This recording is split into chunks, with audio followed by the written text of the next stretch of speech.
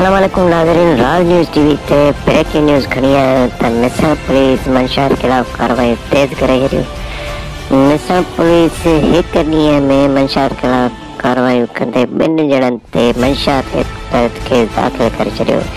जी नाज़रीन, तव्हांखे ॿुधाईंदा हलूं त मिसण पुलिस मंशा ख़िलाफ़ कार्रवाई तेज़ करे थी। मिसण पुलिस कादी नूर मोहम्मद लगारी में मुखबिर जी इतला ते केबिन हलाईंदड़ वारिस लगारी के सफ़ीना गुटक जे रखण जे इल्ज़ाम में गिरफ़्तार करे केस दाख़िल करे चालान करे छॾियो। ॿिए तरफ़ सुल्तानाबाद मिसरी रोड ते चेकिंग दौरान मोटरसाइकिल खे इशारो करण ते न बीहण ते मोटरसाइकिल वारो वापसि वियो त पुलिस पोयां लॻण दौरान मोटरसाइकिल सवार पंहिंजे मोटरसाइकिल ऐं गॾु पियल कटो छॾे बाग़ में फरार थी वियो। पुलिस मोटरसाइकिल पंहिंजी तोहिल में वठी छॾियो। पुलिस मूजिबि असां फरार थियल जवाबदार खे सुञातो।